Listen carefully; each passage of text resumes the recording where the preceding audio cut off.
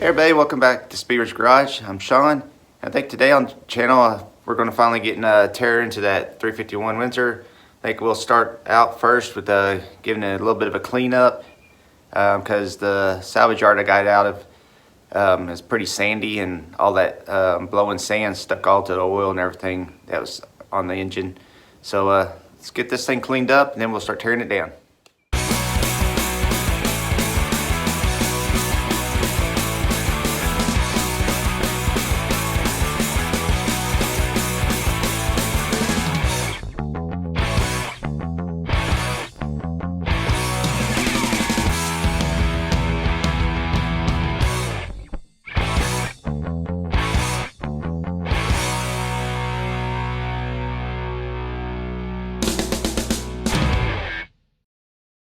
Hey everybody,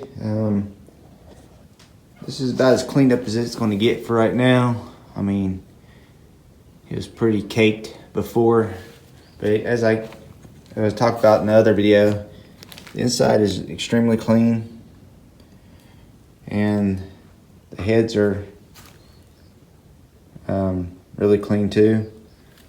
Like I said, I don't know why the vehicle ended up at the salvage yard, if it was in a wreck or whatever, because the Bronco it was sitting in the back of was not the motor that was in the Bronco. So only thing I do know is that the box says it's from a 1974, and for what I understand, that was the last year of the thicker blocks. There's several different castings. And this is one that I guess people that build higher performance engines back then or now would prefer to have this thicker block.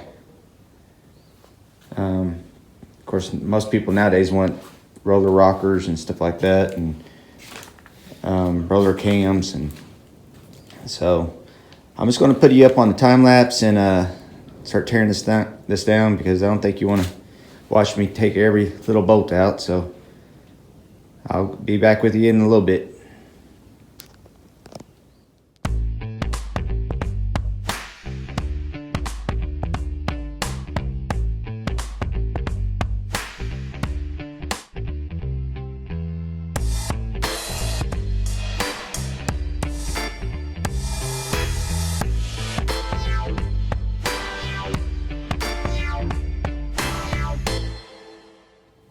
Okay, I got it flipped. Everything looks pretty clean. I mean, the screen's clean. I don't see any rust or anything, which I didn't think I would because it was full of oil. It just had the water settled to the bottom. But probably can't focus in on it, but right here it says number 6 here and a 6 there, so or somebody stamped it when they did the rebuild. I mean, I'm not feeling no up and down. I do have a little bit of side to side, which here that's pretty normal, but I don't know if it's too much. So this is going to be my very first engine rebuild.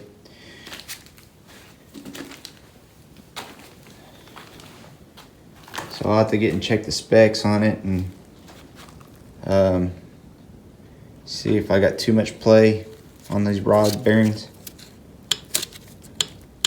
I mean, but I'm not really having no up and down, side to side, but I can't get it to go, any of them to go up and down,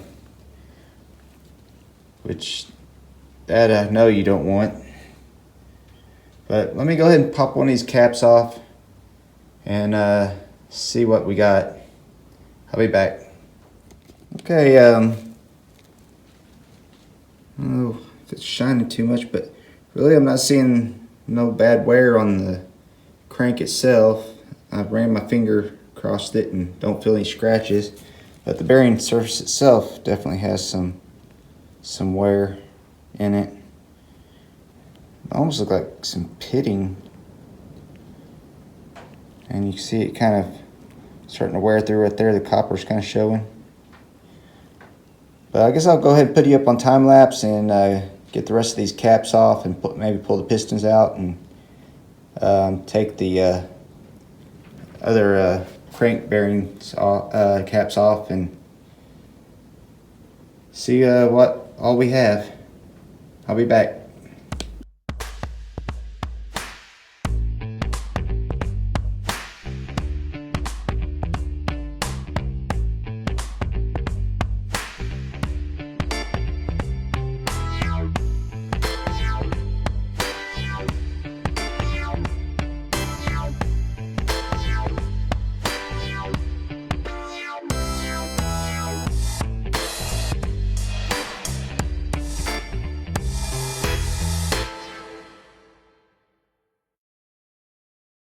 Okay, everybody, I got all the pistons out, and so far things don't look too bad.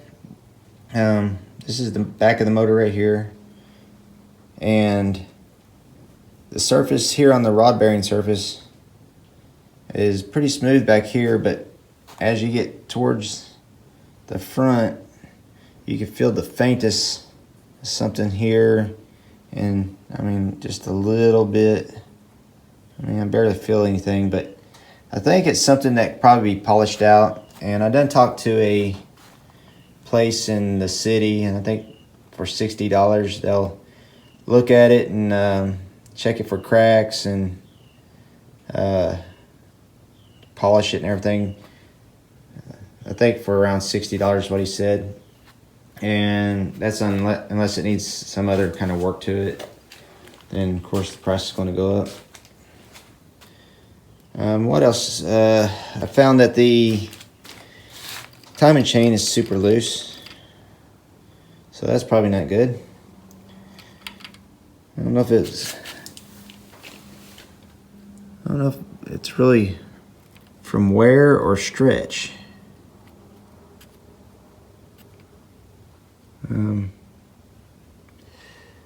And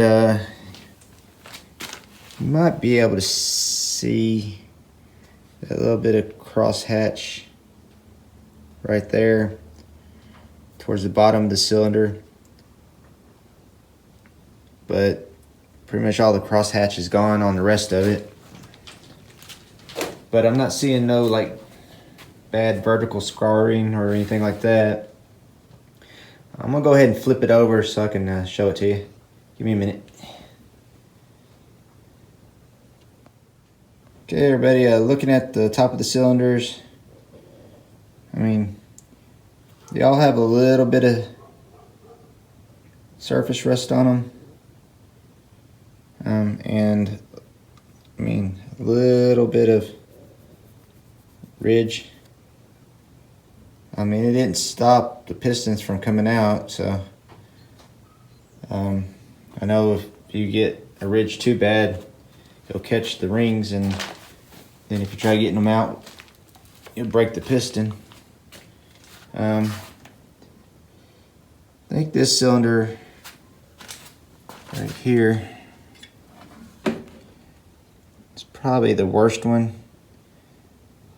So I think if that one cleans up, I think they all should clean up really good. And looking at that same spot where on the cylinder or on the head, this is the valve, and I thought it was worse than it was. I think a lot of that was just carbon, and I cleaned it up with this brush right here, and a lot of it came off, and there's a couple little pits, but we're gonna take all the valves out because I want to lap them at least and check them out, make sure there's no pitting. Like I said, the top of these heads are clean, just like the rest of the motor. So I'll keep on, I guess, taking the rest of it apart, but I think first I kind of want to show you the piston. But I got the rings off of this one.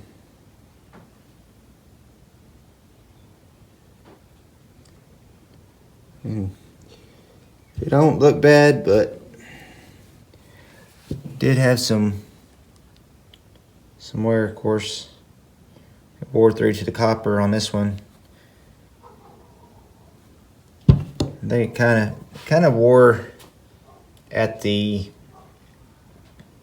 top of each of the rod bearings. Each one of them has, it's kind of wore down to the copper's just starting to show. So it was definitely time for the rebuild. All right, I'll get cut you back on when I get the cam out.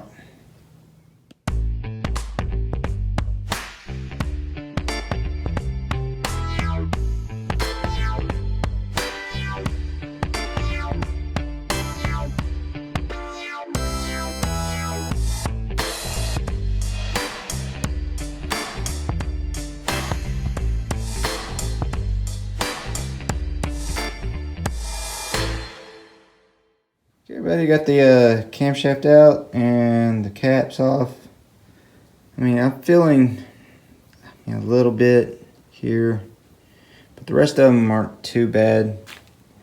I think the second one right here has got, I mean, feeling just a little something, but the rest of them on back, it's not too bad.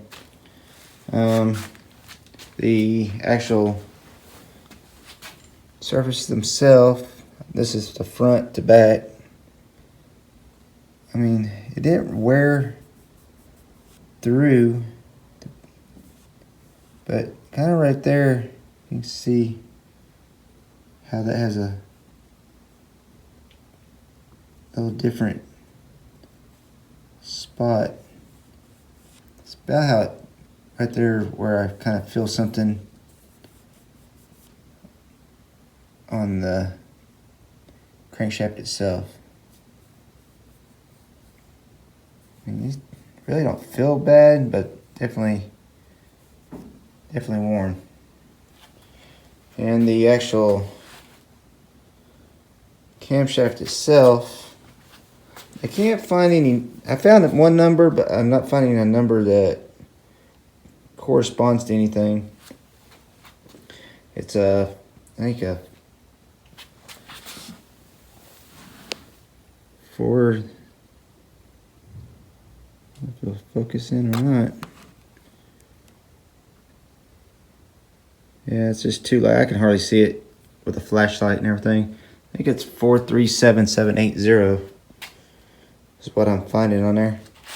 You can kind of see on the lobes, they all look really good. I don't see any that are flat. And actually, you can kind of see the paint still where they had it, put that black coating on them. So I don't know if this camshaft was put in not too long before the vehicle got put in the salvage yard or what. So with these kind of motors, it's always a mystery, especially for somebody that's never built one before or rebuilding one. The actual bearing surfaces on there, I'm having a hard time. I'm going to have to clean them up real good because where that oil set, it has it all over there where I can't see the actual surface. And that's like that all the way back. They all have that like burnt oil looking color. All right, I guess that'll be it on this video because I'm gonna need to get the crankshaft figured out See if it needs anything else besides polishing. Kind of worried about that one spot though. I mean, you kind of see that line right there, like you did in the bearing surface. So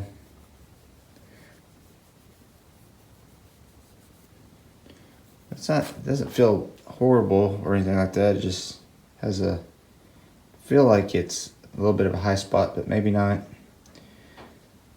And maybe, like I said, maybe it's something that could be polished out. Hey everybody, it's the next day, and I know I said I was going to end the video on the last clip, but a couple of good things worked out today, and I thought I'd share them with you. One was I took the crankshaft to the city, and the gentleman there said that the crankshaft wasn't in that bad shape. A couple of the rod journals, one of the rod journals and one of the main journal was a thou under, and he recommended going ahead and have it turned, but it's already been turned 10 thousandths once, he said, and so it'd be 20 thousandths. But he said I could either leave the crankshaft with him, and he couldn't tell me when he'd get to it because his son was out of town and they worked together, so he's kind of by himself, and it might be a while. And so he said he had one already done if I wanted it, and I figured, well, it's the same crankshaft, it's going to be turned the same no matter what. I opted to go ahead and get it. So it's in the box right there. And also while I was there, he gave me a couple of numbers to some machine shops so I can have the block looked at. And so happens I stopped by Swap Meet that's local to me, and I knew one of the guys there, and I was telling him what the guy at the crankshaft service place said, and he goes, well, that machinist is over there at that booth. He knew him, so I walked over there and talked to him, and looks like Monday I'm dropping the block off to the machine shop, so I'm about to start ordering some parts, I guess, pretty quickly for bearings and rings and stuff like that, because things are moving a little bit faster than I thought it would. And also, while I was at the swap meet, I got and picked up this sweet Hawaiian Stealth intake for half price. So it's been a pretty good day. So I thought I'd just kind of share that with y'all, and I also like to thank you for watching and subscribing and sharing and commenting, all those things. Until next time, thanks for watching.